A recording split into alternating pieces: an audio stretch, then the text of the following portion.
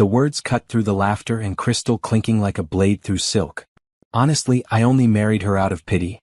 Nobody else wanted her. Amara's fork stopped midway to her mouth. The roasted salmon on her plate blurred as her vision tunneled. Around the long mahogany table at Corinthian, the most expensive restaurant in the city, 6 faces turned toward her husband Julian. Waiting. Watching for her reaction. She set down her fork with deliberate care. The silver clinked against fine china, a sound that seemed thunderous in the sudden pocket of silence that had formed around their end of the table.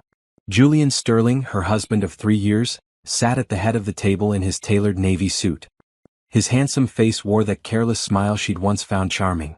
Now it looked cruel. He raised his wine glass toward his business partner, Richard, who had just made some joke about marriage being a trap. "I'm serious," Julian continued, his voice carrying that easy confidence of a man who'd never faced real consequences. She was nearly 30, single, working some dead-end job at a small firm. I thought I was being charitable. Giving her the life she could never have achieved on her own. Richard laughed, a booming sound that made other diners glance over. His wife, Diane, tittered behind her hand. The Hutchinsons, an older couple Julian was courting for an investment deal, smiled uncomfortably. Even Martin, Julian's lawyer, chuckled while adjusting his glasses. They were all looking at her now, waiting to see if she'd cry, if she'd make a scene, if she'd prove Julian right by showing she was as pathetic as he claimed. Amara felt heat crawl up her neck. Not from embarrassment. From rage so pure it felt like ice in her veins. 3 years. 3 years she'd supported this man. Given up her career trajectory to play the perfect billionaire's wife. Hosted his parties. Smiled through his condescension. Ignored the late nights and perfume that wasn't hers on his shirts. "Excuse me," she said. Her voice came out steady. "Come. I need to use the restroom." She pushed back her chair and stood. Her red dress, the one Julian had insisted she wear tonight because it made her look presentable, suddenly felt like armor.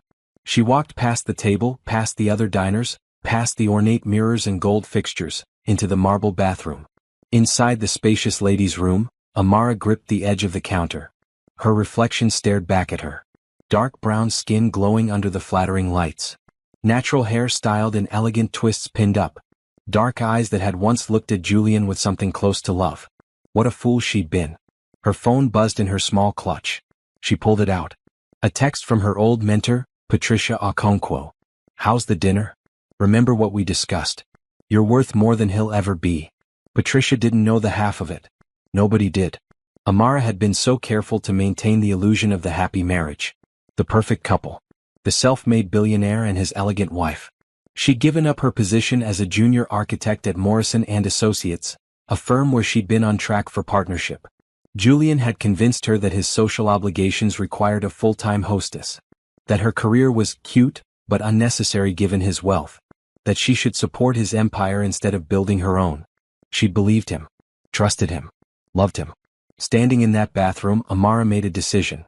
The humiliation crystallizing into something hard and bright and absolutely certain. She would not cry. She would not confront him here. She would not give him the satisfaction of her pain. Instead, she would destroy him. Not with emotion. Not with drama. With precision. With evidence. With the same strategic thinking that had made her a promising architect. She would take apart his life the way she'd once deconstructed buildings to understand their weaknesses. Amara reapplied her lipstick. A bold burgundy that Julian hated because he said it made her look too confident. She straightened her shoulders. Fixed a pleasant, neutral expression on her face. When she returned to the table, the conversation had moved on. Julian was discussing some merger, his hands gesturing expansively. He barely glanced at her as she sat down.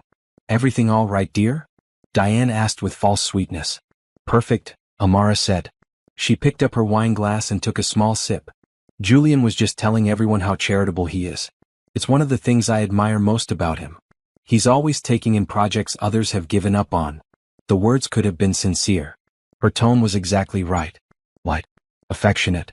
But Richard's eyes narrowed slightly. He was sharper than Julian gave him credit for. Julian, oblivious, reached over and patted her hand. The touch made her skin crawl. "That's my girl. Always supportive. His girl. His project. His charity case." For the rest of the dinner, Amara played her part perfectly. She laughed at the right moments. Asked polite questions. Complimented Diane's dress. listened attentively to Mr. Hutchinson's story about his grandson. But inside her mind was racing, calculating, planning. She thought about Julian's home office, which she'd never been invited to enter but had a key to from when they first moved into the penthouse. She thought about the documents he carelessly left on his desk, assuming she was too stupid or too compliant to understand their significance. She thought about the nights he'd come home late, smelling of perfume and lies, while she pretended to be asleep.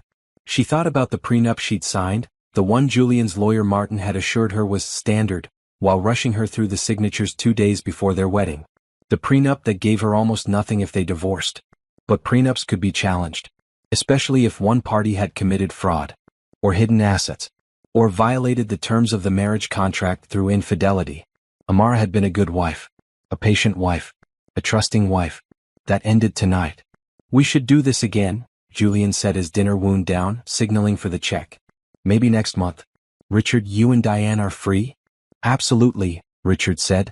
He glanced at Amara again, that calculating look still in his eyes. "Mrs. Sterling, you've been unusually quiet tonight." "Just thinking," Amara said smoothly, "about all the changes coming." "Changes?" Julian frowned. "In the season," she said. "Fall is coming. Everything changes in fall." Diane laughed. "How poetic." As they left the restaurant, Julian's hand on the small of her back possessive and cold, Amara looked up at the city skyline. Somewhere up there was the penthouse she'd helped decorate. The home she'd made for a man who saw her as a charity project. Not for much longer. The drive home was quiet. Julian scrolled through his phone, already bored with her presence. His driver, Thomas, caught Amara's eye in the rearview mirror. In 3 years, Thomas had always been kind to her.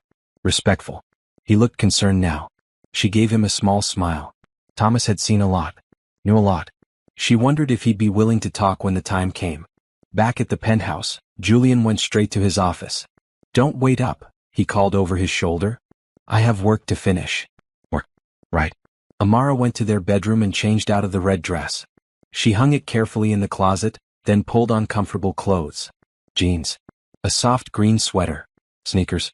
She looked at herself in the mirror again. This was who she really was. Not Julian's dressed-up doll. Not his charity project. Amara Bennett. Almost partner at Morrison & Associates before Julian convinced her to quit. Graduate of Howard University with honors. Designer of 3 buildings that still stood in the downtown area, even if her name wasn't on the plaques. She'd lost herself in this marriage. But she was about to find herself again. From the office down the hall, she heard Julian's voice. He was on the phone, his tone intimate and low. Talking to whoever he was seeing behind her back. Good. Let him be distracted. Amara pulled out her laptop and opened a new document. At the top, she typed, "Evidence Collection Log." Then she began to write down everything she could remember. Every suspicious phone call. Every late night. Every lie.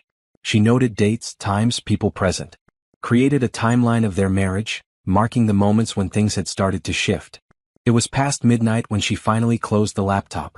Julian still hadn't come to bed. She could hear music playing in his office. He only listened to jazz when he was drinking expensive scotch and feeling pleased with himself. He'd humiliated her tonight. Told his friends she was unwanted. Unloved. A pity case. He had no idea what he'd actually done. He'd freed her. Freed her from guilt. From obligation. From any remaining shred of affection that might have made her hesitate. Amara lay down in their bed, but she didn't sleep. She stared at the ceiling, watching the city lights paint patterns across the white surface, and planned her escape. By morning, she knew exactly what she needed to do. 3 years earlier, Amara had believed in fairy tales. She stood in front of the mirror in her small apartment, adjusting the simple black dress she'd bought for the charity gala. At 29, she'd been proud of what she'd accomplished. Junior architect at Morrison & Associates. 3 successful projects in her portfolio. A modest but comfortable life built entirely through her own efforts. The gala was a work obligation. Morrison & Associates was a sponsor, and all staff were expected to attend. Amara hated these events. The forced networking.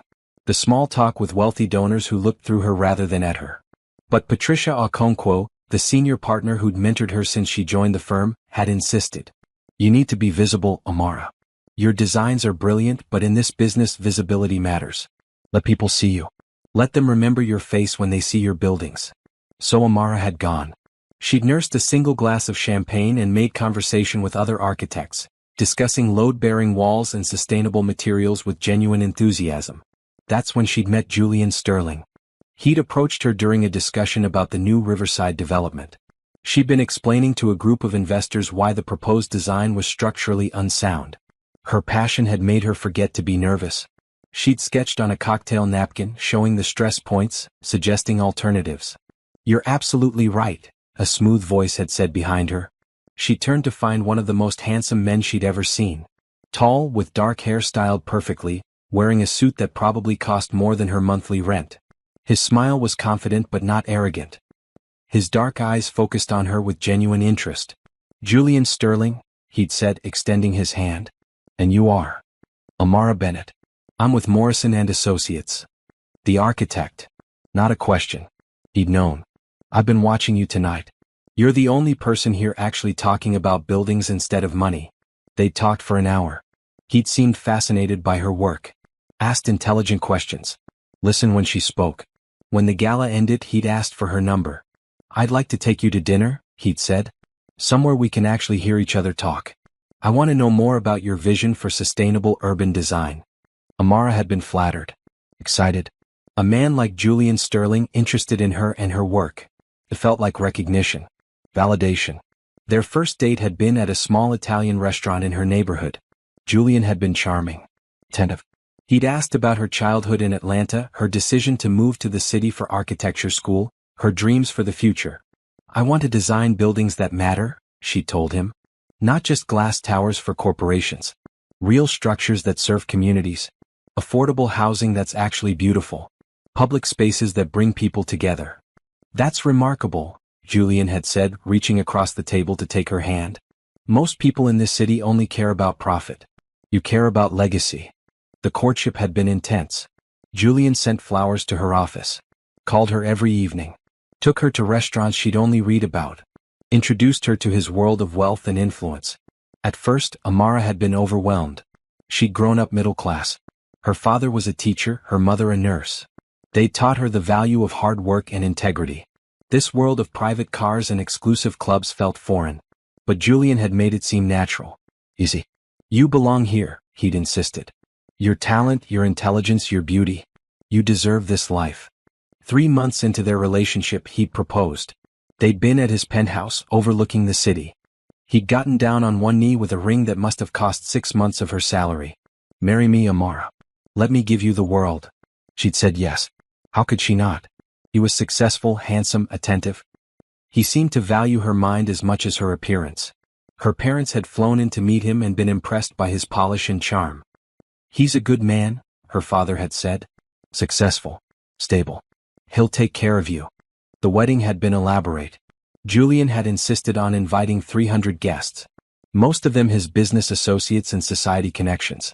Amara's small circle of friends and family had felt lost in the crowd. 2 days before the wedding, Martin had appeared with the prenup. "Just a formality," Julian had assured her when she'd hesitated. "Standard protection for both of us. I'm not worried about your intentions, but my lawyers insist." Amara had been busy with final preparations. Overwhelmed by the scale of the event. She'd skimmed the document while Martin explained it was standard language. She'd signed, trusting Julian. Trusting that their love was real. The first year of marriage had been an adjustment. Julian traveled frequently for business. Amara had continued working at Morrison and Associates, but the demands of being Julian's wife began interfering with her schedule. She'd missed meetings to attend charity luncheons. Left the office early for dinners with his clients. "It's important that you're there," Julian had said when she'd complained. "These people need to see me as stable. Family-oriented. You're part of my image." Part of his image. The phrase had bothered her, but she'd dismissed the concern. All marriages required compromise, right? By the second year, Julian had begun suggesting she leave Morrison and Associates. "You don't need to work," he'd said. "My schedule is demanding. I need you available to handle the social obligations. To be my partner in building my empire." Patricia had tried to talk her out of it. "Amara, you're on track for partnership here. Don't give up your career. Once you leave, it's hard to come back." But Julian had been persuasive. "You can always go back to architecture later. Right now I need you. Isn't that what marriage is about? Supporting each other?" So she'd resigned. Given up the career she'd worked so hard to build. Become Mrs. Julian Sterling full-time. That's when things had really started to change. Without her work to focus on, Amara had noticed things she'd been too busy to see before. The way Julian's eyes glazed over when she talked about anything that didn't concern him. How he introduced her to people as "my wife," without bothering to mention her background or education. The condescending tone when he corrected her in public. "It's Beethoven, not Mozart," he'd said at one dinner party, his voice dripping with amusement at her mistake. "Actually, I think Amara is right," their host had said quietly. "That is Mozart." Julian had smiled tightly and changed the subject. Later in the car he'd been cold. "Don't embarrass me like that again." "But I was right." "That's not the point. The point is not to contradict me in front of others. It makes me look weak." She'd started noticing other things too. The way he checked his phone constantly, angling it away from her. The late nights that became more frequent.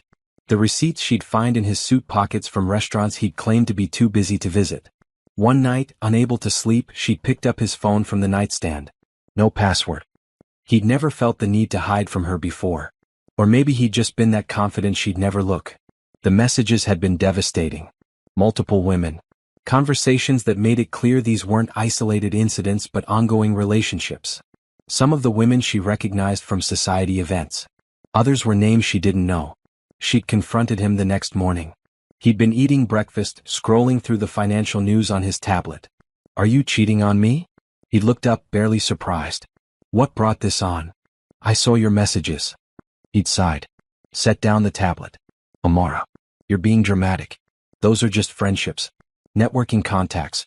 You don't understand how business works at this level. They're not networking contacts. They're women you're sleeping with. Look." His voice had been patient, like he was explaining something to a child. "Our marriage is about partnership. Stability. You have the life you always wanted. Beautiful home. Financial security. Social status. Don't ruin that by being insecure." She'd been speechless. He wasn't even denying it. He was telling her to accept it. "I could leave," she'd said quietly. "And go where?" He'd smiled then. Not cruelly but with absolute confidence. "Back to some struggling architecture firm? You gave that up, remember? You're Mrs. Julian Sterling now. That's your identity. Your career. You're not going to throw that away over some meaningless indiscretions." He'd been right in a way. She'd isolated herself. Let friendships fade. Given up her professional network. Become entirely dependent on him. So she'd stayed. Telling herself it would get better. That he'd change. That maybe she was overreacting. The emotional distance had grown. Julian became less careful about hiding his affairs. She'd find evidence everywhere. Lipstick on collars. Perfume that wasn't hers. Once, a piece of jewelry in his coat pocket, clearly meant for someone else. When she'd asked about it, he'd shrugged. "Anniversary gift for my assistant. She's been with me 5 years. It's appropriate." His assistant was a 24-year-old blonde named Candace who looked at Julian like he was a god. Amara had learned to play her role. The perfect wife. Smiling at parties. Managing the household. Pretending everything was fine. Some part of her had been waiting. For what, she didn't know. Permission to leave? The courage to start over? That night at Corinthian, when Julian had said those words, she'd gotten her answer. Not permission or courage, but something better. Clarity. Cold, hard clarity about exactly who her husband was and what her marriage had been from the start. Not a fairy tale. A transaction. And she'd been the one paying the price. Sitting at her laptop now, 3 years of memories crystallized into a pattern she couldn't unsee. The courtship that had been too perfect. Too fast. The rush to marriage. The prenup she'd barely read. The systematic isolation from her career and independence. Julian hadn't married her out of pity. He'd married her because she'd been useful. Young enough to be attractive. Accomplished enough to be impressive.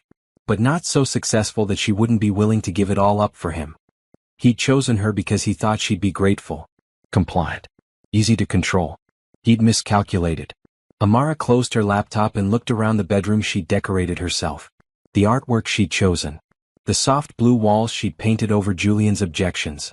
Small acts of rebellion he'd barely noticed because he'd stopped seeing her as a person years ago.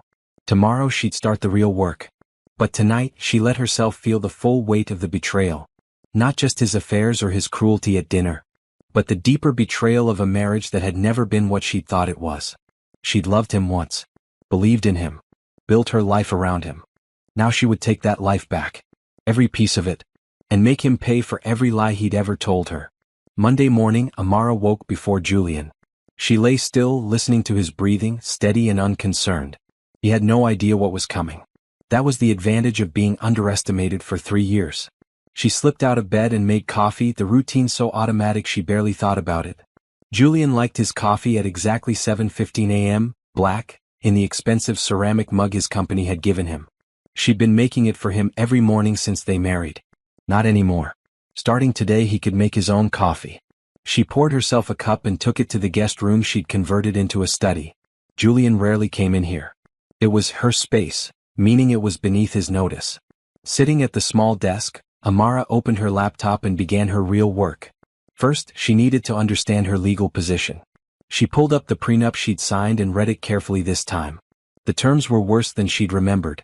In the event of divorce, she was entitled to nothing except a small lump sum. $50,000. Less than 1 year of the salary she'd given up at Morrison & Associates. The penthouse remained Julian's property. His business interests were protected. His assets untouchable. But there were clauses. Specific situations that voided the agreement. In the event of fraud, misrepresentation, or material breach of the marriage contract, including but not limited to infidelity, financial misconduct, or concealment of assets, this agreement may be challenged in court. The language was buried in page 7, probably inserted by Julian's lawyers as standard protection. They'd never expected it to be used against him. Amara took notes. She needed evidence. Documentation. A paper trail that proved Julian had violated the terms of their marriage. She started with the obvious, his affairs. She'd seen messages on his phone, but she needed copies. Screenshots. Names. Dates. Enough to establish a pattern of infidelity. Next, she needed to understand his business. Julian ran Sterling Enterprises, a real estate development company. He was always working on deals, talking about investments and acquisitions. Amara had listened to these conversations for years without really paying attention. Time to start paying attention. She spent the morning researching Sterling Enterprises online. The company had grown substantially in the 3 years since their marriage. New developments across the city. Partnerships with major investors. Julian's net worth had reportedly doubled. But some of the deals seemed questionable.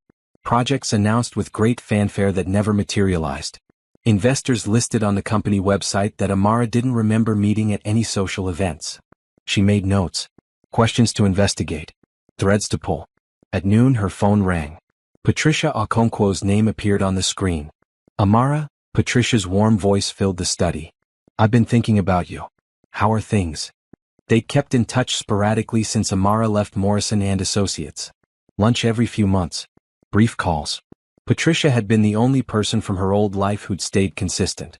I need to talk to you, Amara said. In person. Can we meet? Of course. Are you all right? I will be. But I need advice. Legal advice. There was a pause. I'll text you an address. Come at 2 o'clock. Don't tell anyone where you're going. The address turned out to be a small coffee shop in a neighborhood Amara had never visited. Patricia was already there when she arrived, sitting in a corner booth away from other customers. Sit, Patricia said, gesturing to the seat across from her. Tell me everything. So Amara did. She explained the dinner at Corinthian. Julian's cruel words. The years of affairs and condescension. The prenup that had trapped her. Her decision to leave and her need to do it right. Patricia listened without interrupting. At 63, she'd seen enough of life and business to not be easily shocked. Her dark brown skin was smooth, her gray hair cut short and professional. She wore a burgundy blazer and gold earrings. Everything about her radiated competence. When Amara finished, Patricia nodded slowly. First, I'm proud of you. It takes courage to see your situation clearly and decide to change it. Second, you're going to need a very good lawyer. Third, you're going to need to be patient and strategic. No emotional decisions.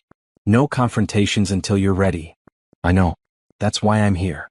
I don't know where to start. Patricia pulled out her phone and sent a text. I'm connecting you with someone. Nicole Chin. Best divorce attorney in the city. She's handled cases like yours before. High net worth individuals who think they're untouchable. I can't afford a good attorney. Julian controls all our accounts. Nicole will work with you on payment. She believes in helping women escape bad situations. Plus, once you win the case, you'll have the resources to pay her properly. If I win, you will. But you need evidence. Everything you can find. Financial records. Proof of infidelity.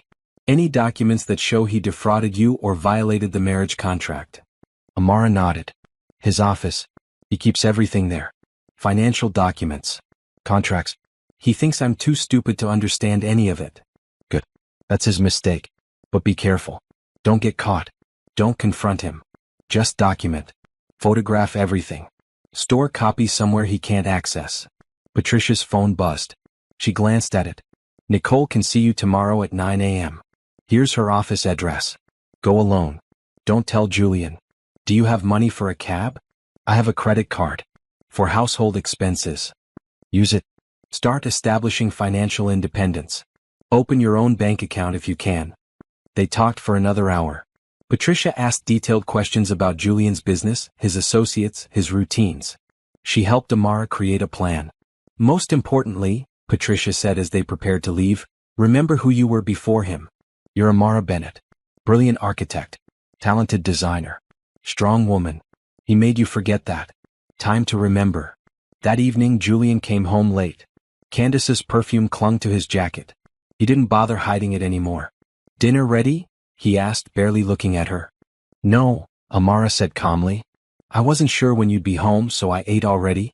There's leftover pasta in the fridge if you're hungry. He frowned. You always have dinner ready. I was busy today. Busy with what? You don't work. The comment that would have hurt her a week ago now just rolled off. I had errands. Appointments. I have a life, Julian. He studied her for a moment, something like suspicion crossing his face. Then he shrugged. Whatever. I'll order something. He went to his office and closed the door. She heard him on the phone, laughing with someone. Probably Candace. Amara cleaned the kitchen, then went to the study. She pulled out a new notebook. Not digital. Nothing that could be hacked or accidentally discovered. Old-fashioned pen and paper. At the top of the first page, she wrote, Operation Exit. Beneath it, she began listing everything she needed to do. Meet with Nicole Chin. Photograph documents in Julian's office. Document all evidence of affairs. Research Sterling Enterprises finances. Contact old colleagues at Morrison & Associates. Open personal bank account. Find apartment. Prepare to rebuild career. It was a long list, but she'd complete every item. One by one. Methodically. The same way she'd approach designing a building. Foundation first. Then structure. Then the details that made it beautiful. Around midnight, she heard Julian's office door open. His footsteps in the hallway. He didn't come to the bedroom. Probably spending the night on the sofa in his office. He did that more often lately. Good. It made her work easier. Amara waited until she heard his breathing change, the soft snoring that indicated deep sleep. Then she crept to his office. The door was unlocked. She slipped inside. The room smelled like leather and expensive scotch. Julian's desk was covered with papers. Contracts. Financial statements. Email printouts. She pulled out her phone and began photographing everything. Page by page. Document by document. She worked quickly but carefully, making sure each image was clear and legible. One document caught her attention. A financial statement from Sterling Enterprises. It showed a major investment from someone named H. Winters. $10 million. But Amara had never heard Julian mention that name. Never met anyone named Winters at any of their social events. She photographed it, then kept searching. Found more documents about the Winters investment. Contracts. Agreements. Letters. Something was off. The language was vague. The terms unusual. This didn't look like a legitimate business investment. She took photos of everything, then carefully rearranged the papers exactly as she'd found them.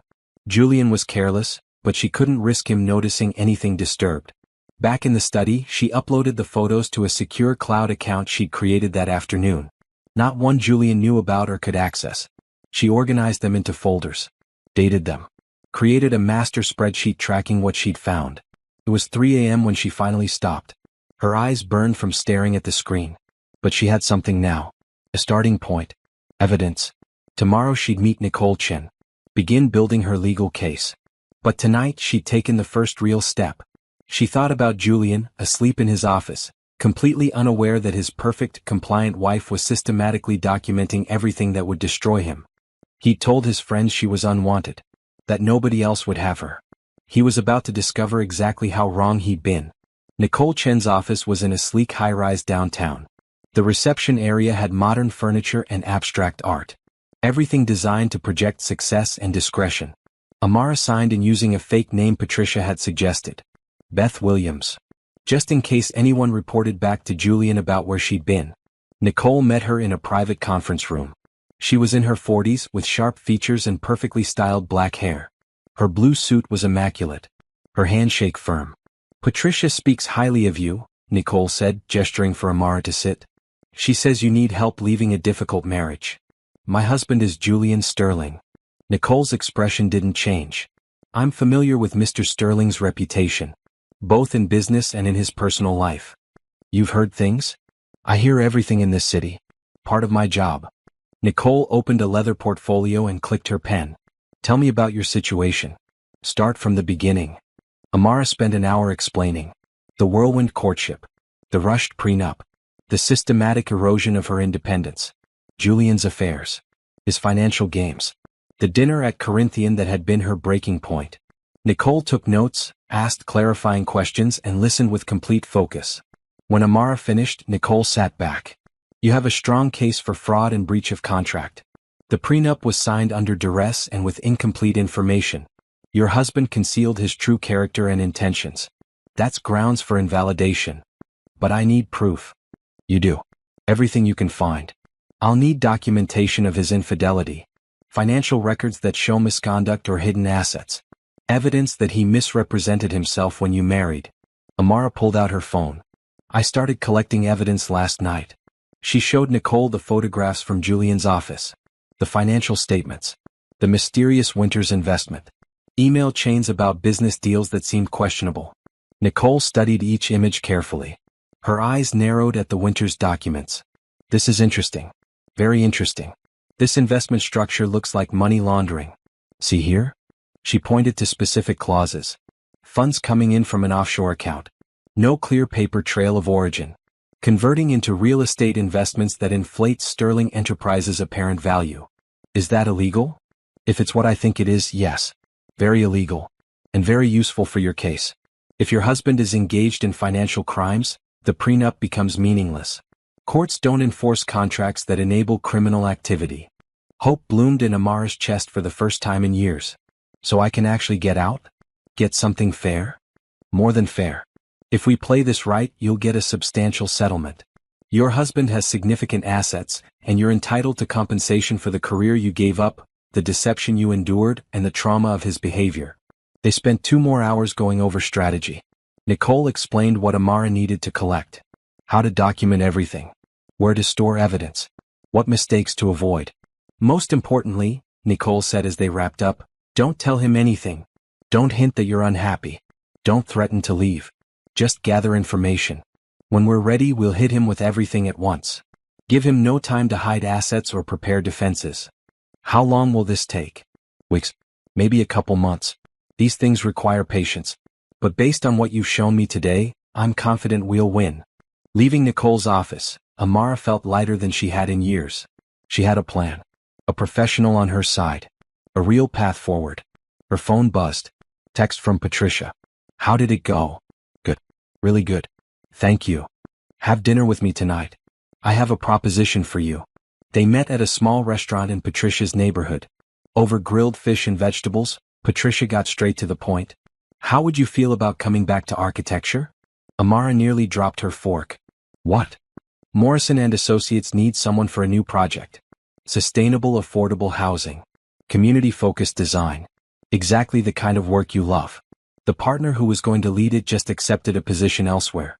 I recommended you. I haven't worked in 3 years, Patricia. My portfolio is outdated. My skills are still there. You have a degree from Howard. 3 successful projects. Natural talent. What you don't have is confidence. Julian took that from you. Time to get it back. Even if I wanted to, I can't. Julian would never allow it. Don't tell him. At least not at first. Come in as a consultant. Work from home. Once the divorce is underway, you'll have income. Independence. Proof that you can rebuild your career. Amara thought about it. Going back to work would mean defying Julian. Taking back part of herself she'd lost. But it was risky. If he found out before she was ready to leave?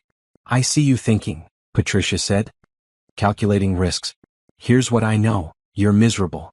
You've been miserable for years. Yes, this is a risk. But staying with him is a bigger one. You're dying slowly in that marriage. This is your chance to start living again. What's the project?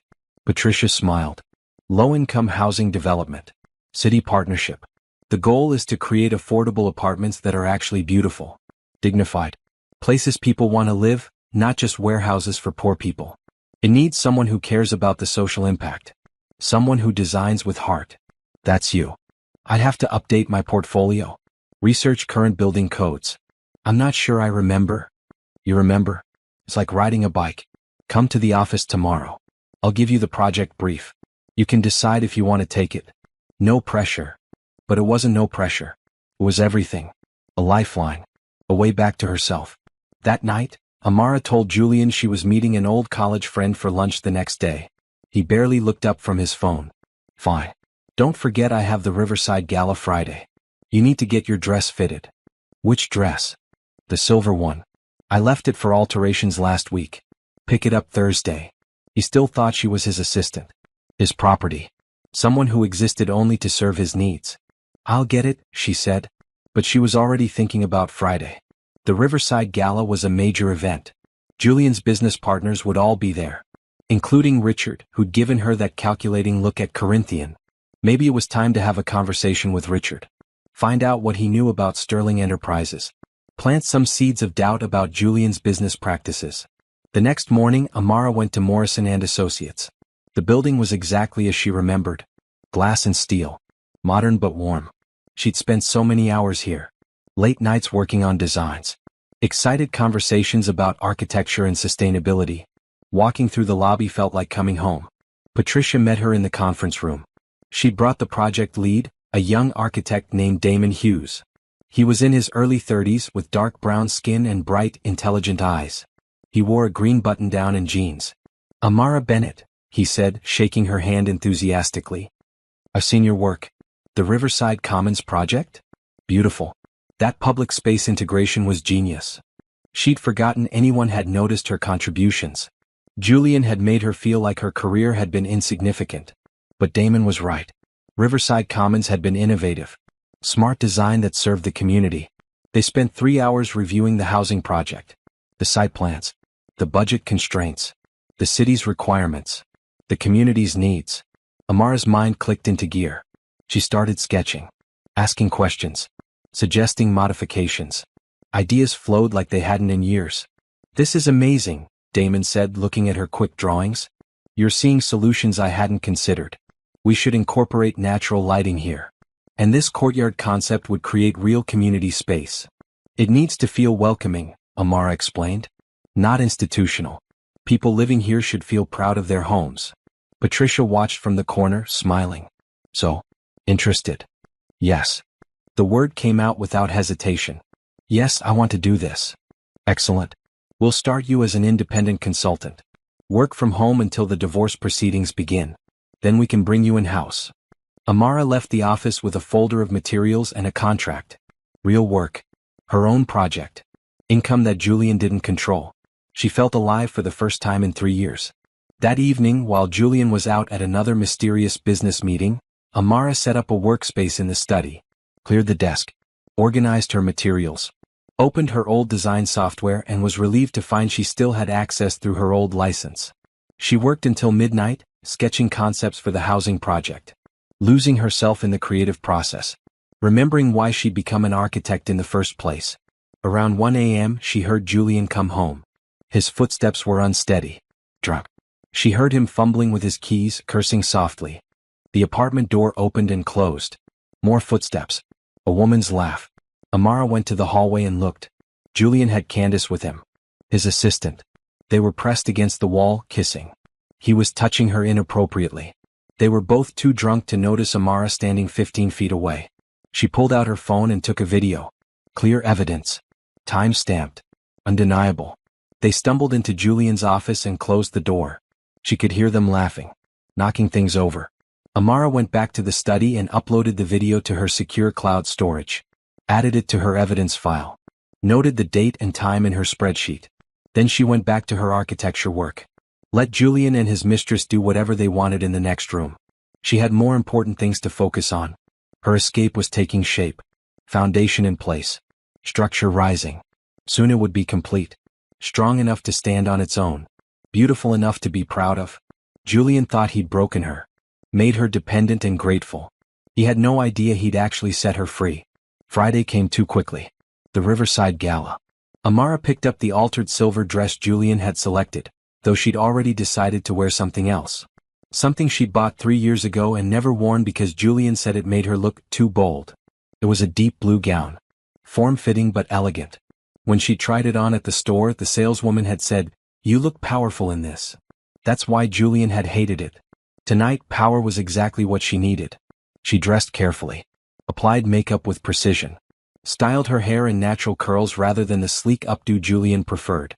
Wore the gold earrings her mother had given her for graduation. Looked in the mirror and barely recognized the woman staring back. She looked like herself again. Confident. Strong. Ready. Julian was already dressed when she emerged from the bedroom. He was adjusting his tie, looking at his phone. He glanced up, did a double take. "What are you wearing?" "A dress." "That's not the silver dress I picked out." "I know. I wanted to wear this one." His jaw tightened. "Amara, I specifically told you to wear the silver dress. This blue thing makes you look like myself. Difficult. It makes you look difficult. Go change." "No." The word hung in the air. She'd never directly refused him before. 3 years of compliance, and tonight she was saying no. "Excuse me?" "I said no, Julian. I'm wearing this dress. If you don't like it, you can go to the gala alone." For a moment she thought he might actually lose control. His face flushed. His hands clenched. But then he seemed to remember they had appearances to maintain. A gala to attend. Business partners to impress. "Fine," he said coldly. "Wear whatever you want. Just don't embarrass me." The ride to the gala was silent. Thomas drove while Julian stared out the window, radiating anger. Amara didn't care. Each small act of defiance felt like reclaiming a piece of herself. The gala was at the Grand Riverfront Hotel. Hundreds of guests in formal wear. Ice sculptures. String quartet. Champagne flowing freely. Julian's world in all its excessive glory. They entered together, and Julian immediately switched on his public persona. Charming smile. Confident stride.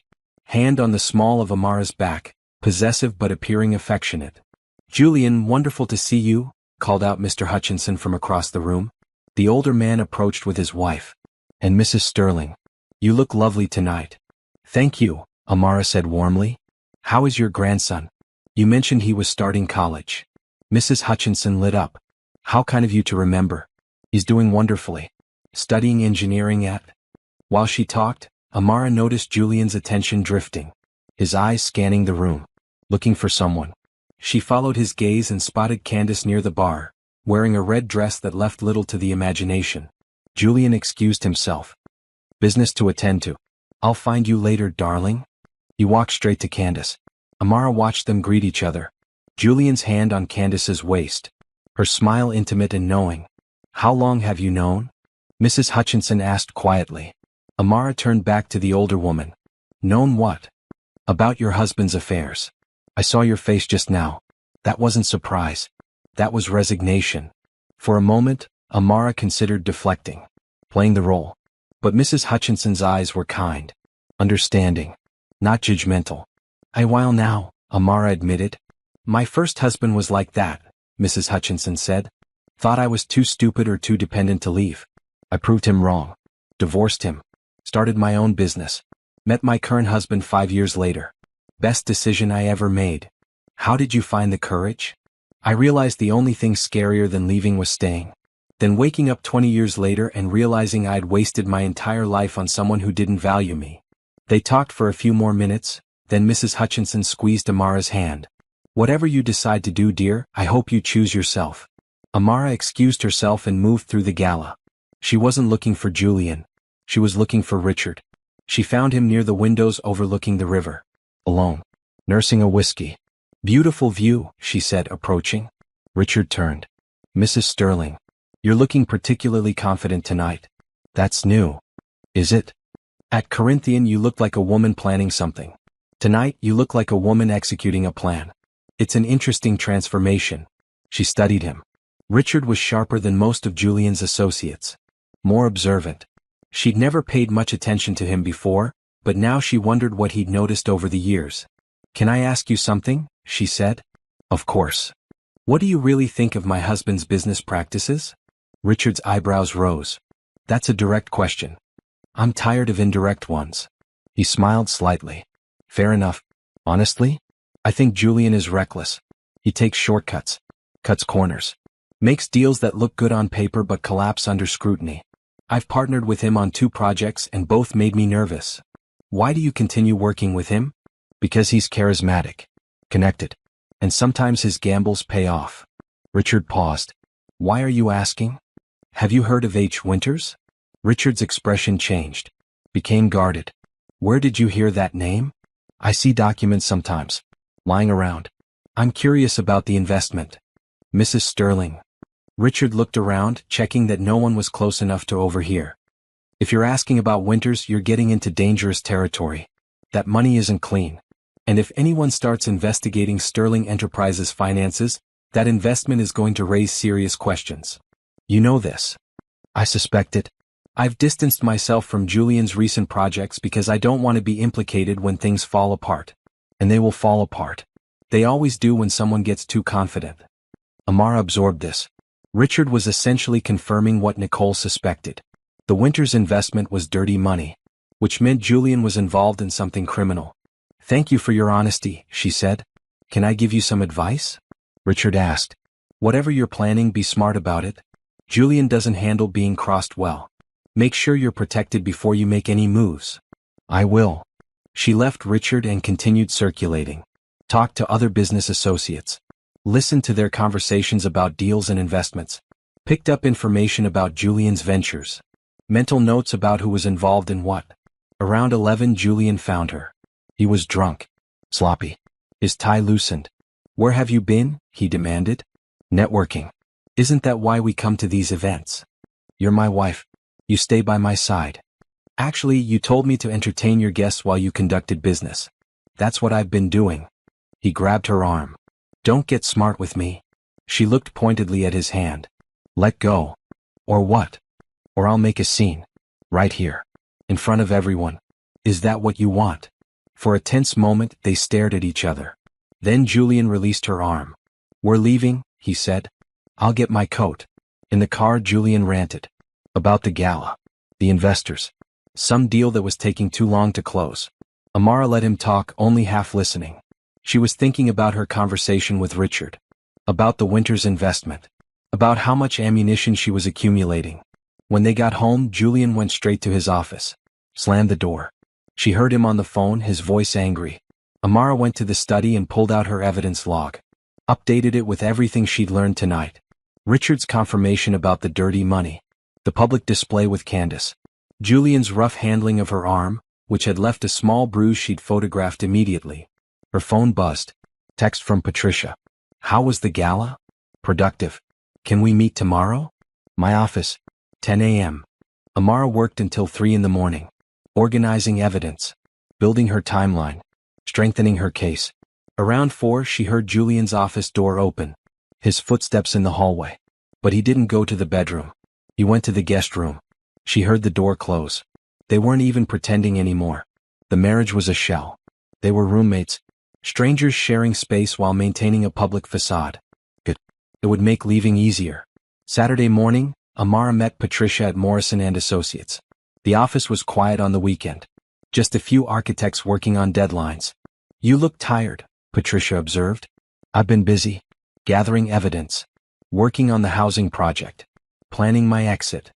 I'm impressed by your focus. But I'm also worried about you. Are you taking care of yourself?" "I'm fine." "You're not. You've been living in survival mode for 3 years. Now you're in planning mode. But eventually you'll need to actually process what you've been through. Feel the emotions. That's going to be hard." Later, Amara said, "Right now, I need to stay focused." "Okay. But when the time comes, don't try to handle it alone. Promise me." "I promise." They reviewed Amara's progress on the housing project. Her designs were strong, innovative, Exactly what the city needed. The preliminary presentation is in 2 weeks, Patricia said. City officials, community representatives, the neighborhood association. They need to approve the design before we move forward. I'll be ready. You'll need to present. Be the face of the project. Are you comfortable with that? Amara thought about it. 2 weeks from now, would she still be living with Julian? Would the divorce proceedings have started? Would he know what she was planning? I'll figure it out, she said. The next week was a blur of activity. Amara refined her designs. Met with Nicole to review evidence. Photographed more documents from Julian's office. Documented more instances of his affairs. She also started looking at apartments. Small places in safe neighborhoods. Nothing fancy but her own space. Independence. Julian barely noticed her absence. He was distracted by business problems. Something was going wrong with one of his deals. She heard him on the phone, his voice stressed. Arguing with investors. Wednesday evening, while Julian was out, Amara received an unexpected visitor. The doorman called up. Mrs. Sterling, there's a woman here to see you. Says her name is Stephanie Waters. Says it's urgent. Amara didn't know anyone named Stephanie. Send her up. The woman who appeared at her door was in her mid-30s. Blonde. Tired looking. Carrying a folder. Mrs. Sterling? Thank you for seeing me. I know this is unexpected, but I need to talk to you about your husband. Come in. Stephanie entered and looked around the penthouse. Nice place.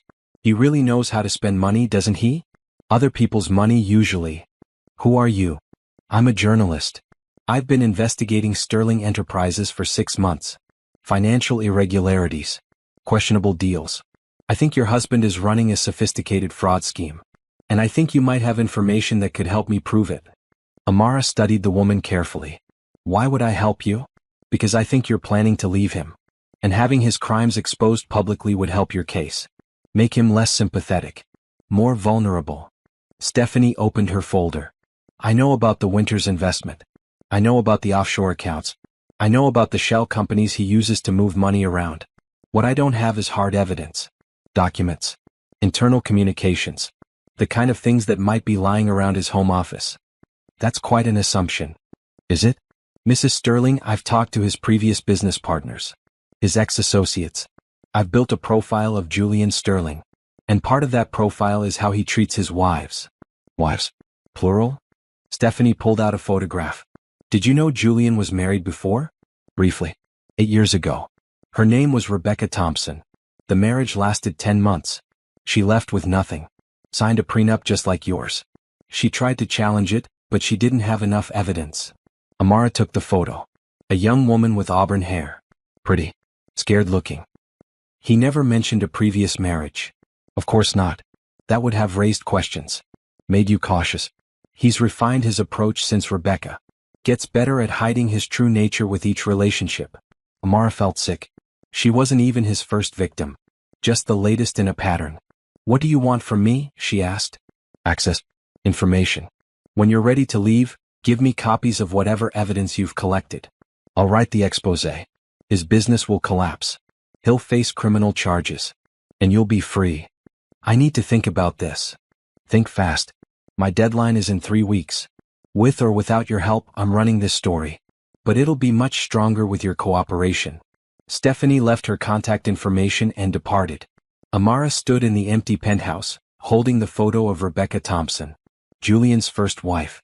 The woman he'd used and discarded before Amara. History repeating itself. Except this time Julian had miscalculated. This time his wife wasn't going to disappear quietly. This time he was going to pay for everything he'd done. Amara spent the next week preparing. Not just gathering evidence but planning the perfect moment to strike. Julian had taught her one thing: timing matters. Control the narrative. Choose the battlefield. Nicole Chin advised caution. We have enough evidence. We can file for divorce and fight it out in court. You don't need a public confrontation. Yes, I do, Amara said. He humiliated me publicly at Corinthian. In front of his friends. Told them I was unwanted. That nobody would have me. I need to answer that. Not in a courtroom. In the same kind of setting where he hurt me. Patricia understood. You need closure. Vindication. Not just legally but emotionally. Exactly. The opportunity came 2 weeks later. Julian was hosting a dinner at the penthouse. The same group from Corinthian. Richard and Diane. The Hutchinsons. Martin. And several new potential investors Julian was courting. He'd informed Amara about the dinner 3 days before. I need you to play hostess. Impress these people. Think you can handle that? Of course, she'd said sweetly. I'll make sure everything is perfect. She spent those 3 days preparing. Not the menu or the decor, though she arranged those too. But her real preparation was different. She contacted Stephanie Waters. Coordinated timing. Made copies of all her evidence and stored them in multiple secure locations. She also contacted Rebecca Thompson, Julian's first wife, the woman in the photograph. They'd spoken by phone and Rebecca had been hesitant at first. Suspicious. But when Amara explained what she was planning, Rebecca had agreed to help. I've waited 8 years for someone to make him pay, Rebecca said. Tell me what you need.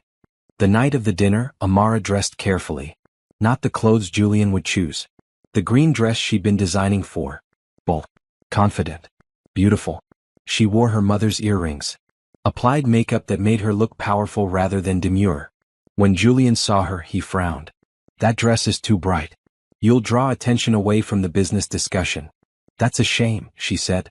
Because I'm not changing. He didn't have time to argue. Guests were arriving. He had to play the perfect host. Amara greeted everyone warmly. Served appetizers and drinks. Made small talk. Laughed at jokes. The perfect hostess. Just like Julian expected. Dinner was elaborate. Catered by the expensive restaurant Julian preferred. Wine that cost more than most people's monthly rent. Everything designed to impress. As they ate, Julian held court. Talking about his latest development project. The Riverside Tower. A luxury high-rise that would transform the waterfront. We're looking at exceptional returns, he told the potential investors.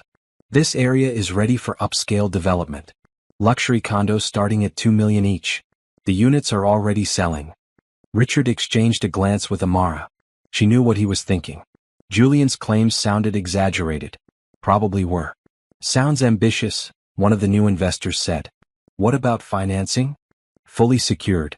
Multiple investors committed. Breaking ground next month. More lies. Amara had seen the actual project documents. The financing was shaky. Several promised investors had backed out. The timeline was fictional. After dinner they moved to the living room. Coffee and dessert. Amara served everything herself, gracious and attentive. Waiting for the right moment. It came when Richard mentioned Corinthian. That was a lovely evening a few weeks ago. We should do it again. Absolutely, Diane agreed. Though I seem to recall the conversation getting a bit personal. She glanced at Amara. Someone made some rather unkind comments about marriage. The room went quiet. Everyone remembered Julian's words about marrying Amara out of pity. About nobody else wanting her. Julian laughed uncomfortably. Just jokes. Nothing serious. Were they jokes? Amara asked. Her voice was calm. Steady. She set down her coffee cup. Amara? Because I've been thinking about that evening. About what you said. And I realized something. You weren't joking. You meant every word. This isn't the time. When is the time, Julian? When you're making similar comments to these lovely people after I leave the room? When you're explaining to your next wife how pathetic I was? The investors looked confused. The Hutchinsons uncomfortable. Martin tried to stand, probably to suggest they all leave, but Amara raised her hand. Please stay. You should hear this. All of you. Because you're about to invest in Julian's business. Or already have. And you deserve to know who you're dealing with. Amara, stop. Julian's voice was sharp. Threatening. No. I've stopped for 3 years. Stopped speaking. Stopped questioning. Stopped being myself. That ends tonight. She walked to the television mounted on the wall. Pulled out a small remote. The screen flickered to life. What are you doing? Julian demanded. Showing everyone the truth. The first image appeared. A financial document. The Winters investment. $10 million from an offshore account. This is one of Julian's major investments, Amara explained. Except Winters doesn't exist. It's a shell company. The money is being laundered through Sterling Enterprises. Dirty money made to look legitimate through real estate deals. Julian lunged toward her, but Richard stepped between them. Let her finish, Richard said quietly. The next image. Email exchanges between Julian and someone named Victor. Discussing percentages. Kickbacks. Ways to hide the money trail. Julian's been running this scheme for at least 2 years. possibly longer. Taking money from questionable sources. Using it to inflate his company's apparent value. Then selling stakes to legitimate investors. She looked at the new investors. Like you. Their faces paled. More images. Text messages between Julian and Candace. Explicit. Planning meetings at hotels. Discussing ways to hide the affair from the wife. My husband has been unfaithful throughout our marriage. Multiple women. His assistant is just the most recent. Julian was trying to reach the television. To turn it off. But Martin, his own lawyer, held him back. Don't, Martin said. You're making it worse. The final set of images. The prenup. The marriage certificate. And then the documentation of Julian's previous marriage to Rebecca Thompson. Julian never told me he'd been married before. That he'd used the exact same tactics. Rushed courtship. Quick marriage. Prenup signed under pressure. Then systematic emotional abuse until his wife left with nothing. This is slander, Julian snarled. You'll pay for this. Will I? Because I've given copies of all this evidence to my lawyer. To the district attorney's office. And to Stephanie Waters from the Financial Observer. She's running an expose on Sterling Enterprises. It publishes tomorrow morning. The room erupted. The investors demanding answers. The Hutchinsons gathering their things to leave. Martin trying to do damage control. Amara turned off the television. I'm filing for divorce. I'm challenging the prenup on grounds of fraud and breach of contract. And I'm making sure everyone in this city knows exactly who Julian Sterling really is. She looked at Julian. He was red-faced, shaking with rage. She felt nothing. No fear. No regret. Just cold satisfaction. You said nobody else wanted me, she said quietly. You were wrong. I didn't need anybody else to want me. I needed to want myself. And now I do. She walked to the bedroom. Packed a bag with essentials. Documents. Laptop. Clothes. Everything else could wait. When she returned to the living room, most of the guests had left.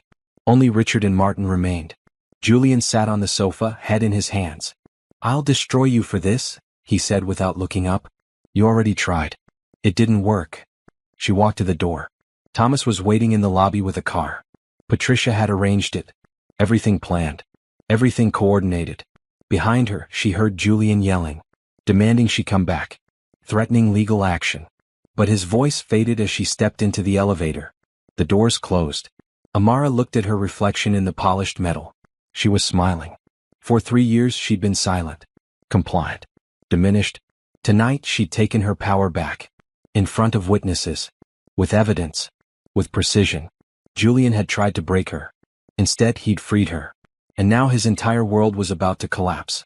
The penthouse Patricia had arranged was small but comfortable. 1 bedroom. Modern kitchen. Large windows overlooking a quiet street. Amara moved in the morning after the dinner party with 2 suitcases and a sense of relief so profound it felt physical. She didn't sleep that first night. She sat by the window watching the city lights, waiting for the Financial Observer to hit the stands. At 6 a.m. her phone buzzed. Text from Stephanie Waters. It's live. Front page. Amara pulled up the article online. The headline was brutal. Sterling Enterprises, a house built on fraud and lies. Stephanie had done thorough work. The article detailed everything. The Winters investment and its connection to money laundering. The shell companies. The inflated property values. The pattern of deception going back years. And yes, Julian's treatment of his wives. Rebecca Thompson was quoted. So were former business partners who distanced themselves after becoming suspicious. Even Richard had provided anonymous confirmation of irregularities. By 8 a.m. the story was everywhere. Business news networks. Social media. The city was talking about nothing else. Amara's phone rang. Nicole Chin. Have you seen it? Yes. Julian's lawyers are already trying to do damage control. They've filed a motion for an emergency hearing, claiming you stole confidential documents.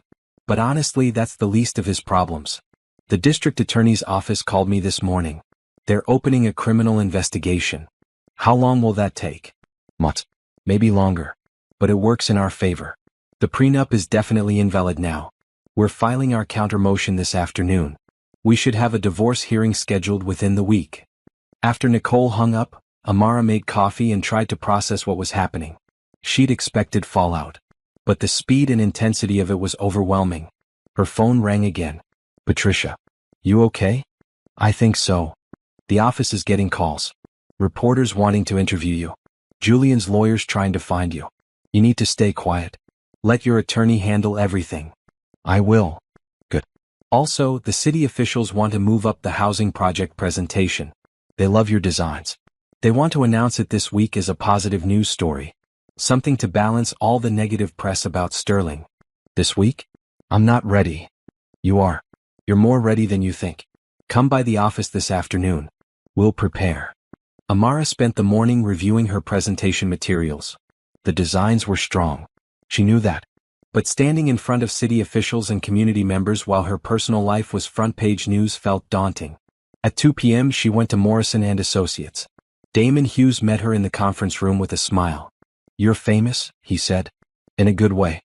People are calling you brave. A whistleblower. Someone who stood up to a powerful man. I don't feel brave. I feel exhausted. That's normal. But your work is speaking for itself. Look at this. He showed her social media posts. Architects praising her designs. Community activists celebrating the housing project. People she'd never met expressing support. You're not alone in this, Damon said. A lot of people are rooting for you. They spent 3 hours refining the presentation. Patricia joined them, offering feedback and encouragement. By evening, Amara felt more confident. The work was good. That's what mattered. She returned to her new apartment and found a note slipped under her door. No name. Just an address and a time. 8 p.m. A restaurant across town. She almost ignored it. But something made her curious. She took a cab to the address. The restaurant was quiet. Upscale but not ostentatious. Richard sat at a corner table, waiting. Thank you for coming, he said as she sat down. I wasn't sure you would. Why did you want to meet? To apologize. And to explain. I've known about Julian's schemes for over a year. I suspected even longer. I should have said something. Done something. Instead, I protected myself and let him continue hurting people. Why are you telling me this now? Because watching you at that dinner party made me realize how much I'd compromised. You had more courage in 5 minutes than I've had in 5 years.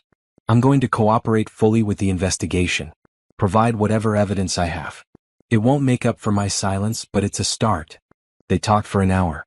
Richard explained the breadth of Julian's schemes. The investors he'd defrauded. The partners he'd betrayed. The systematic pattern of lies. He's going to prison, Richard said. Even if he avoids the financial crimes somehow, the fraud is undeniable. He's finished. Amara felt no satisfaction. Just a weary acceptance. I don't want revenge. I just want to move on. You will. You're already doing it. That housing project is brilliant, by the way. Patricia showed me the designs. You're going to change lives with that work. As Amara walked home, her phone buzzed again. Unknown number. She almost didn't answer. But something made her pick up. Amara? A woman's voice. Unfamiliar. Yes. This is Candace. Julian's. I don't know what to call myself. We need to talk. I don't think we do. Please. Just 10 minutes. There's something you need to know. Against her better judgment, Amara agreed to meet the next morning. A coffee shop. Public. Safe. Candace looked terrible. Dark circles under her eyes. Hair pulled back messily. She was younger than Amara had realized. Maybe 25. She looked scared. Thank you for meeting me, Candace said. I know you have no reason to listen to me. You're right. But I'm here. So talk. I didn't know. About his wife before you. About the fraud. I thought I was stupid. I thought I was special. That he actually cared about me. What do you want, Candace? To apologize. And to warn you. Julian's not handling this well. He's talking about making you pay. I don't know what that means, but he's angry in a way I've never seen. You need to be careful. Did he send you here? No. He doesn't know I'm talking to you. But I've seen texts on his phone. Conversations with people I don't recognize. He's planning something. Amara studied the younger woman. She looked genuinely frightened. What else? The embezzlement investigation. They think I was helping him. I wasn't. I just signed things he told me to sign. Moved money he told me to move. I didn't understand what I was doing. That's not my problem. I know. I wanted you to know I'm sorry. For everything. I was young and stupid and I believed his lies. After Candace left, Amara called Nicole. Told her about the warning. I'll file for a restraining order, Nicole said. We have grounds. His threatening behavior. The history of control. The court will grant it. The restraining order was issued that afternoon. Julian was legally prohibited from contacting Amara or coming within 500 feet of her. That evening, Amara got a call from the district attorney's office. They wanted her to come in for an interview, provide testimony about what she'd witnessed, help build their case. She agreed, not because she wanted revenge, but because it was the right thing to do. Other people had been hurt by Julian's schemes. They deserved justice too. The week passed in a blur. The housing project presentation was a success. City officials approved the design. Community members applauded. Local news covered it as a positive story about innovation and social responsibility. Amara was offered a full-time position at Morrison & Associates. Not just as a consultant but as a partner-track architect. Patricia made the offer official in front of the entire firm. "You've reminded us what this work is really about," Patricia said. "Not just buildings but impact, community, dignity. We'd be honored to have you back." Amara accepted. For the first time in years she felt like she was where she belonged. The divorce hearing was scheduled. Julian's lawyers tried every tactic to delay. But the evidence was overwhelming. The prenup was invalidated. Amara was awarded a substantial settlement. Enough to be financially secure while she rebuilt her career. Julian's business collapsed. Investors pulled out. Partners sued. The city revoked permits for several of his projects. Sterling Enterprises filed for bankruptcy. Candace was charged with minor financial crimes but was offered a plea deal in exchange for testimony against Julian. She took it. Through it all, Amara kept working. Designing buildings. Attending meetings. Slowly rebuilding the life she'd lost. Some days were hard. She'd find herself crying unexpectedly. Angry at the years she'd wasted. Grieving for the person she'd been before Julian. But mostly she felt free. Light.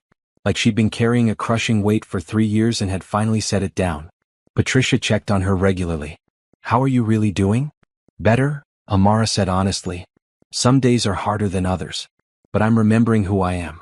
And I like her. She's worth liking. Strong. Talented. Brave. I don't feel brave. Bravery isn't the absence of fear. It's moving forward despite it. You did that. You're still doing it."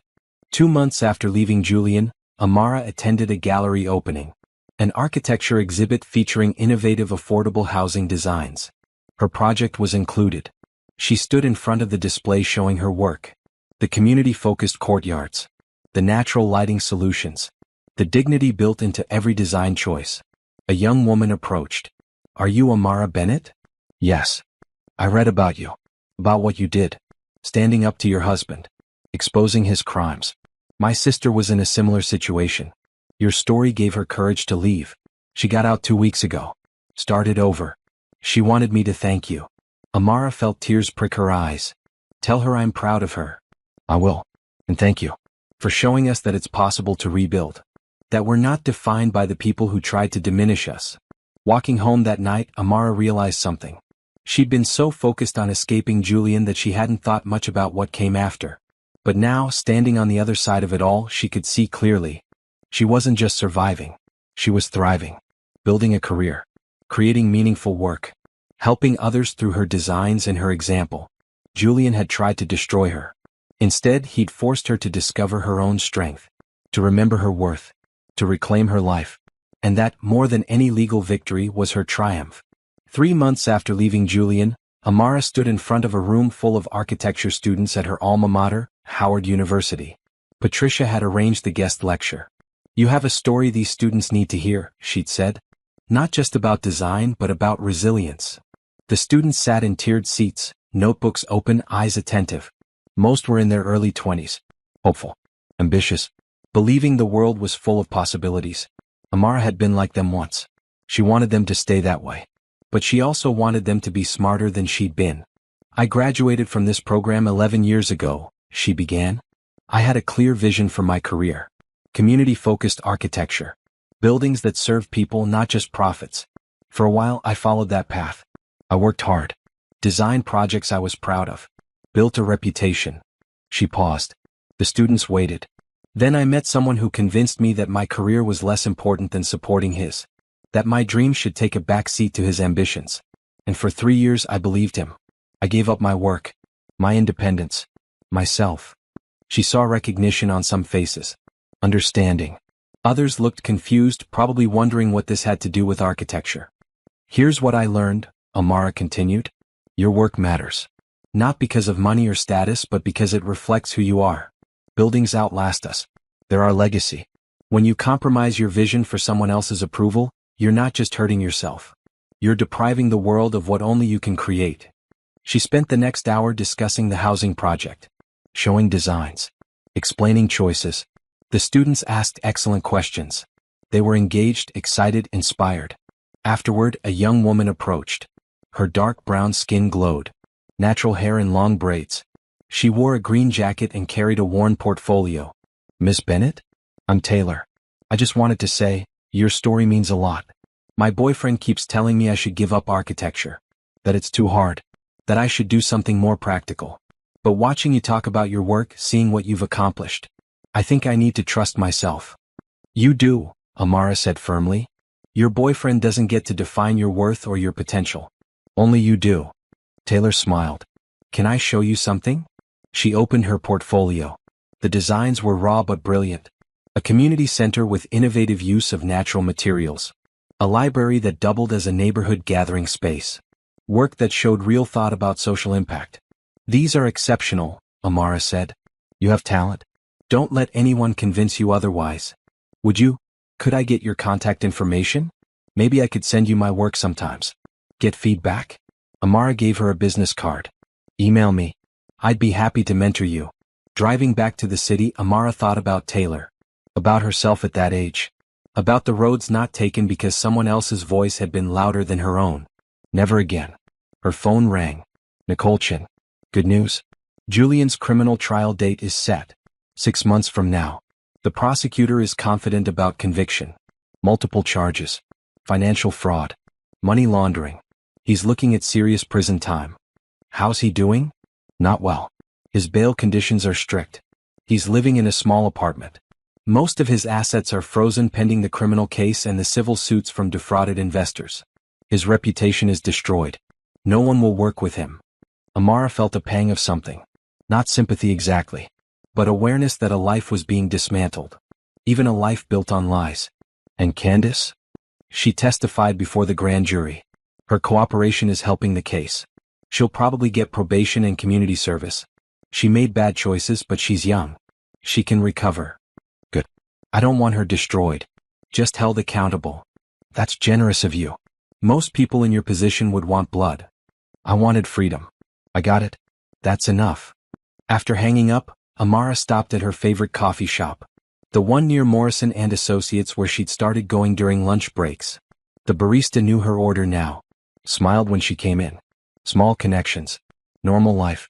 She was finishing her coffee when someone sat down across from her. Rebecca Thompson. Julian's first wife. I hope this isn't weird, Rebecca said. I was in the neighborhood. Saw you through the window. Thought maybe we could talk. Of course. Rebecca looked different than in the photograph Stephanie had shown Amara. Healthier. Happier. Her auburn hair was cut short. She wore comfortable clothes. A blue sweater. Jeans. No effort to impress anyone. I wanted to thank you, Rebecca said, for doing what I couldn't. Standing up to him. Making him face consequences. You tried. The circumstances were different. I was weak. Scared. I let him silence me. You survived. That's not weakness. They talked for an hour. Sharing stories. Recognizing patterns in Julian's behavior. Finding dark humor in the similar tactics he'd used on both of them. Have you dated anyone since him? Rebecca asked. No. I'm not ready. Maybe someday. Right now I'm focused on my work. Rebuilding my career. Remembering who I am outside of that relationship. Smart. I rushed into another relationship too fast. Trying to prove I was desirable. That Julian was wrong about me. It was a disaster. Took me years to actually heal. How are you now? Better. I'm a teacher. High school art. I love it. I'm single by choice. Happy. It took time, but I got there. Rebecca reached across the table and squeezed Amara's hand. You'll get there too. And you'll be stronger for it. The housing project broke ground on a crisp October morning. Amara stood at the site wearing a hard hat and a red jacket, watching as construction crews prepared the foundation. City officials gave speeches. Community leaders expressed gratitude. Patricia praised Amara's vision. Photographers documented everything. How does it feel? Damon asked, standing beside her. Surreal. This is real. This is happening. People will live here. Build lives here. Because of designs I created. You should be proud. I am. Not just of the building but of what it represents. Proof that I'm still me. Still capable. Julian tried to make me forget that. But I didn't. I couldn't. The project would take 18 months to complete. Amara would oversee every phase. Make sure the execution matched the vision. It was the kind of work she'd dreamed about in architecture school. Meaningful. Impactful. Hers. Weekends became her own again. She took long walks through the city. Visited galleries. Reconnected with old friends she'd neglected during her marriage. One Saturday her parents visited from Atlanta. They'd been supportive during the divorce but worried. Her mother kept calling to make sure she was eating properly. Her father wanted to track down Julian and have a conversation. They took her to dinner at a small restaurant she chose. Not expensive. Not trying to impress. Just good food and warm conversation. You look different, her mother observed. Lighter. Happier. I feel different. I feel like myself again. We're proud of you, baby, her father said. What you did took courage. Standing up to a powerful man. Starting over. Not everyone could do that. I had help. Patricia. Nicole. Rebecca. Other people who believed in me when I'd stopped believing in myself. Still, her mother said, you're the one who decided to leave. Who chose yourself. That's the hardest part. After they left, Amara returned to her apartment. Small but hers. Decorated with furniture she'd chosen. Art that spoke to her. Books she loved. No compromises. No one else's opinion mattering more than her own. She opened her laptop and looked at new project proposals. Morrison and Associates was growing. Her work was generating attention. Other firms wanted to collaborate. She had options. Opportunities. A future she was building herself. Her phone buzzed. Text from Taylor, the student from Howard. Just wanted to update you. I broke up with my boyfriend. Scary but right. Thank you for showing me what's possible. Amara smiled and typed back. Proud of you. Focus on your work. The rest will follow. She meant it. Work was the foundation. Everything else built on that. Relationships. Happiness. Security. All of it required knowing your own worth first. Julian had tried to steal that from her. Made her forget her value. Told her she was lucky anyone wanted her. That she'd be nothing without him. But he'd been wrong. She was everything without him. She always had been. She just needed to remember. Some nights she still had moments of doubt. Wondered if she'd overreacted. She should have stayed. Tried harder to make the marriage work. Then she'd look at her designs. The housing project taking shape. The grateful faces of community members. The students she was mentoring. The life she was building. And she'd know with absolute certainty that she'd made the right choice. Leaving Julian hadn't been giving up. It had been waking up. Choosing life over existence. Joy over compliance. Herself over someone else's limited vision of who she should be. And every day since that choice she'd become more fully herself. More confident. More capable. More complete. Julian Sterling had been a chapter in her life. A painful one. A lesson in what she wouldn't tolerate. But he wasn't her story.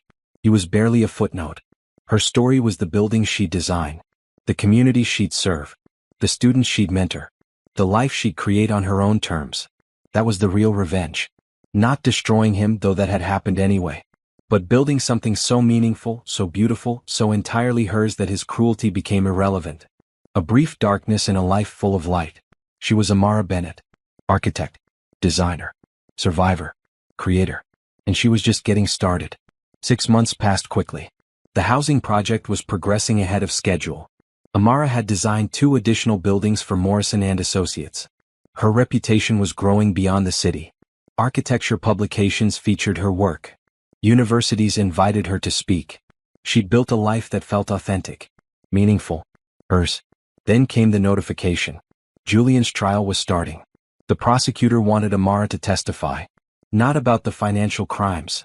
Other witnesses would handle that. But about the pattern of deception. The prenup signed under pressure. The manipulation. The context that showed Julian's character. You don't have to do this, Nicole said. We've already won the divorce settlement.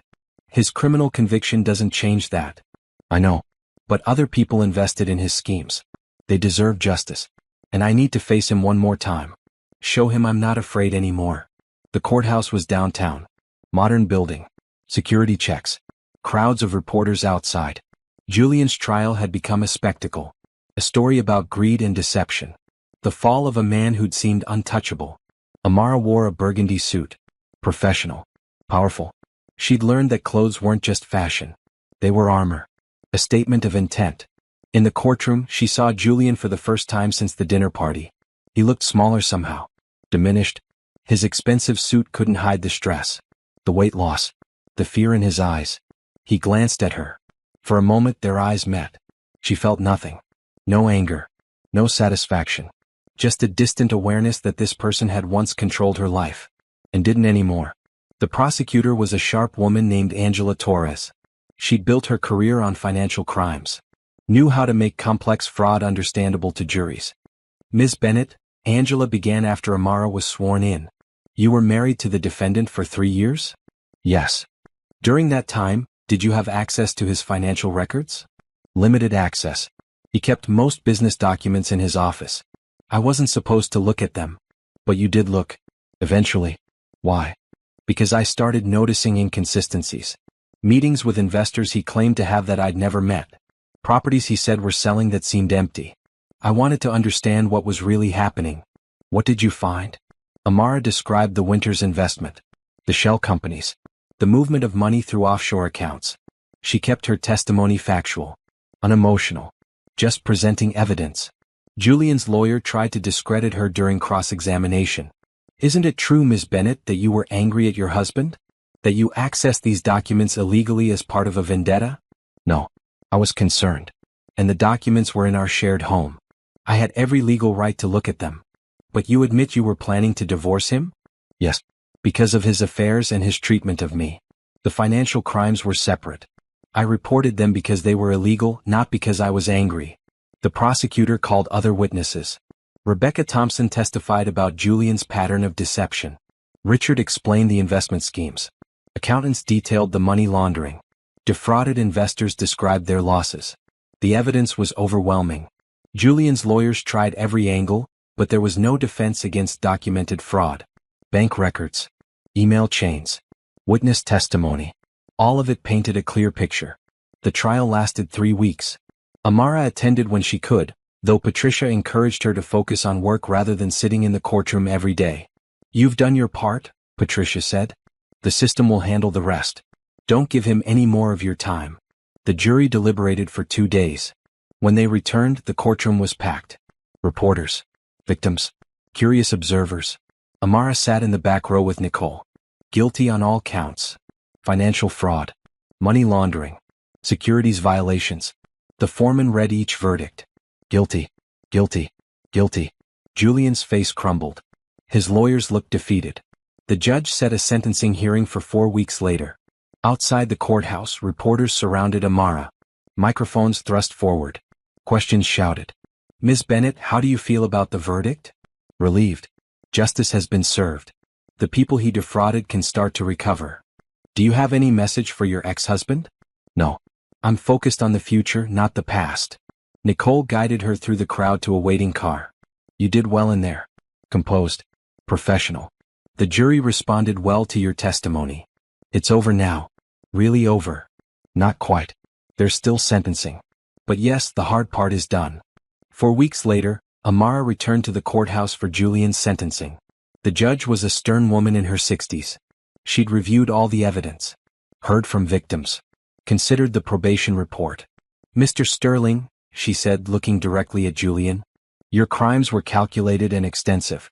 You defrauded investors of millions of dollars. You laundered money. You showed no remorse. In fact, your attempts to intimidate witnesses, including your ex-wife, demonstrate continued disregard for the law. Julian stood beside his lawyer. His hands were shaking. I'm sentencing you to 15 years in federal prison. No parole eligibility for at least 10 years. Additionally, you will pay restitution to your victims in the amount of $12 million. 15 years. Julian would be in his late 50s when he got out. His prime years gone. His reputation destroyed. His empire ashes. Amara felt no triumph. Just closure. The book was closing on this chapter of her life. After the sentencing, she met Rebecca for coffee. They'd stayed in touch, supporting each other through the trial. "How do you feel?" Rebecca asked. "Lighter. Like I've been carrying him around for 6 months and I can finally put him down." I felt the same way when his arrest was announced. Like permission to move on. Really move on. Not just pretend. They talked about their lives. Rebecca was dating someone new. A kind man. A teacher like her. She was happy but cautious. Learning to trust again. Amara shared updates about her work. The housing project was nearly complete. The first families would move in next month. She'd won an award from the Architecture Association. Was being considered for a major commercial project. "We survived him," Rebecca said. "Both of us. And we're thriving now. That's the best revenge." It's not even revenge. It's just life. Our lives. The ones we're supposed to be living. Walking back to her apartment that evening, Amara thought about the journey. 6 months since the confrontation. 9 months since leaving. A year since she'd started gathering evidence. So much had changed. She changed. Remembered who she was. Became who she was meant to be. The divorce settlement had been finalized months ago. She had financial security. Independence. Resources to build the life she wanted. She'd invested wisely. Saved carefully. Wasn't wealthy by Julian's standards, but comfortable by any reasonable measure. More importantly, she had work she loved. A career she'd rebuilt. Respect she'd earned. Not through association with a powerful man, but through her own talent and dedication. That night, she opened her laptop and looked at new project proposals. A school in an underserved neighborhood. A community center. A partnership with a nonprofit focused on sustainable housing. All of it meaningful. All of it making a difference. All of it hers. She thought about Julian beginning his first night in prison. Facing the consequences of his choices. Learning that actions have weight. That you can't lie and cheat and hurt people without eventually paying the price. She didn't hate him. Didn't wish him more suffering than he'd already face. She just wanted him to be irrelevant. A memory that faded with time. A lesson learned about self-worth and boundaries. And he was, already. The man who'd dominated her life for 3 years was now just someone she used to know. Someone who'd hurt her but hadn't broken her. Someone who'd tried to diminish her but had accidentally freed her instead. Amara closed her laptop. Tomorrow she'd meet with city planners about the school project. Review construction progress on the housing development. Mentor 3 students who'd reached out for guidance. Tomorrow she'd continue building the life Julian had tried to make her believe she couldn't have. The career he'd convinced her to abandon. The independence he'd worked to suppress. Tomorrow she'd prove once again that he'd been wrong about everything. But tonight she'd sleep peacefully. In her own space. On her own terms. With her own dreams. Finally, completely, undeniably free. 6 months after Julian's sentencing, Amara stood at the ribbon-cutting ceremony for the Bennett Community Housing Project. The city had named it after her. She'd protested, saying it should reflect the community it served. But the neighborhood association insisted. "You gave us dignity," Mrs. Patterson, a community leader, had said. "Let us give you recognition." The building rose 5 stories. Red brick with large windows. Green spaces surrounding it. Courtyards where children played and neighbors gathered. 60 apartments. Affordable. Beautiful. Exactly what Amara had envisioned. Families were already moving in. She'd met some of them during the construction phase. A single mother with 3 kids. An elderly couple. Young professionals just starting out. All of them deserved homes that reflected their worth. The mayor gave a speech. Patricia spoke about innovative architecture. Damon discussed the construction challenges they'd overcome. Then it was Amara's turn. She looked out at the crowd. Community members. City officials. Architecture students. Colleagues. Friends. Her parents had flown in from Atlanta. Taylor, the student she'd mentored, stood in the front row. "A year ago," Amara began, "I was lost. I'd given up my career. My independence. My sense of self. I'd let someone convince me that my work didn't matter. That I didn't matter. I believed them." She paused. The crowd was silent, attentive. "This building represents my journey back to myself. Every design choice. Every detail. It's proof that we don't have to accept someone else's limited vision of who we are or what we're capable of creating." She gestured to the building. "These apartments aren't just housing. They're homes. Places where people can build lives. Raise families. Feel safe and valued. Architecture at its best serves people. Honors their dignity. Creates spaces where they can thrive." After the ceremony, residents took tours of the building. Amara walked through with them, answering questions, accepting gratitude. One woman, tears in her eyes, hugged her. My children have their own rooms for the first time. Windows with real light. Thank you. Thank you. That evening, Patricia hosted a celebration dinner at her home. Small gathering. Close colleagues. People who'd supported Amara through the hardest year of her life. I'm proud of you, Patricia said, raising a glass. Not just for the building, though it's magnificent, but for the courage you showed. Leaving a toxic situation.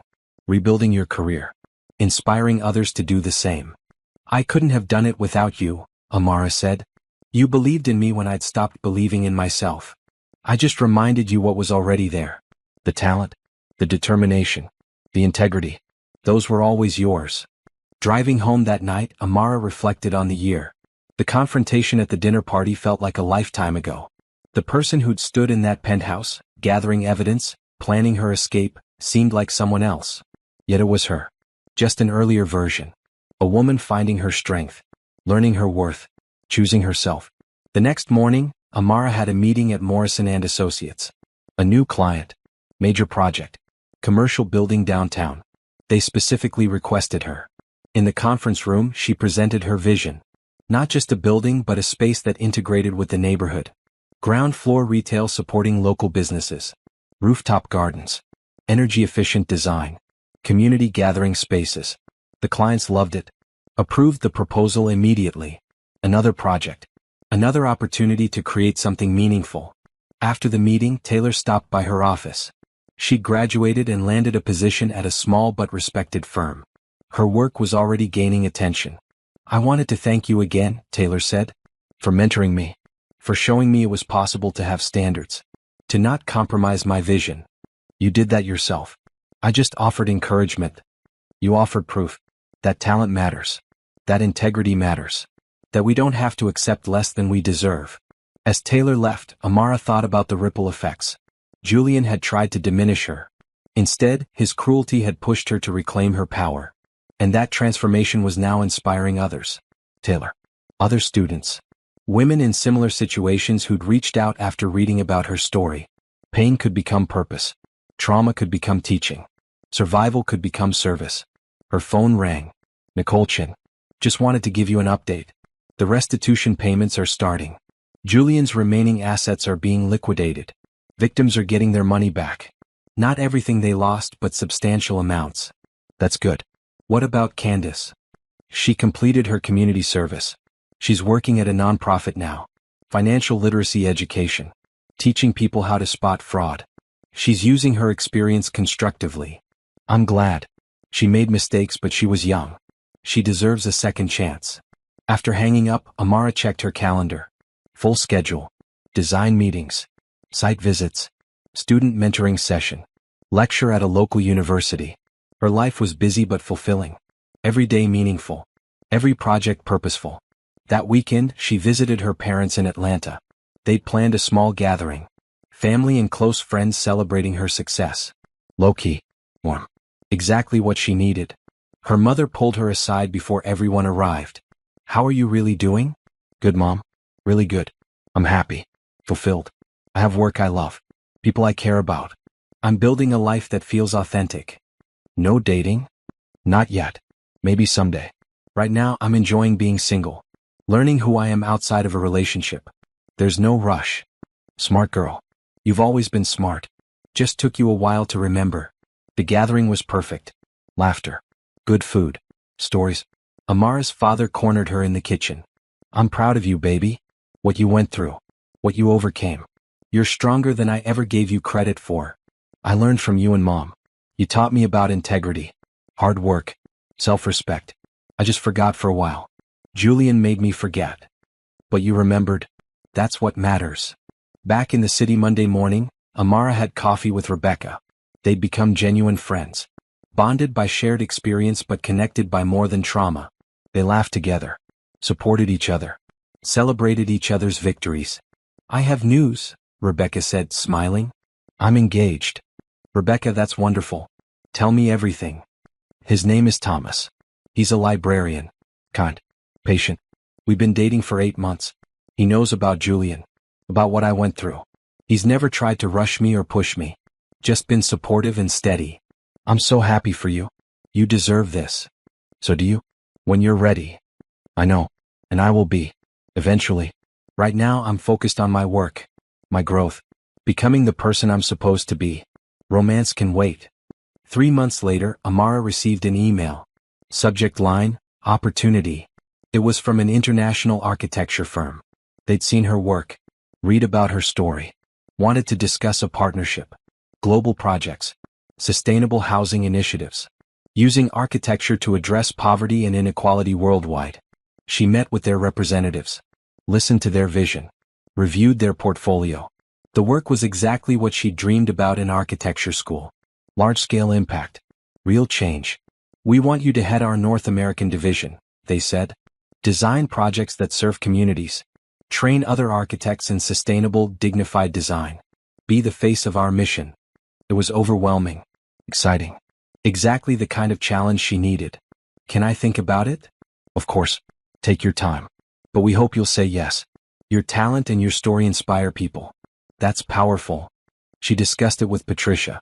Her parents. Nicole. Rebecca. Everyone encouraged her to take it. This was the opportunity of a lifetime. The kind of career-defining role she'd always wanted. But I'm happy here, Amara said to Patricia. Morrison and Associates feels like home. I'm comfortable. Comfortable isn't bad, Patricia said. But is it enough? You've spent the past year rebuilding. Recovering. Maybe it's time to soar. To see what you're really capable of when you're not just surviving but thriving. A week later, Amara accepted the position. She'd start in 3 months. Enough time to transition her current projects. Say proper goodbyes. Prepare for the next chapter. The night before her last day at Morrison and Associates, she walked through the city. Past the housing project. Past the buildings she'd designed. Past the coffee shop where she'd met Rebecca. Past the courthouse where Julian had been sentenced. Every location held memories. Some painful. Some beautiful. All part of her story. The story of a woman who'd lost herself and found her way back. Who'd been broken and become stronger in the healing.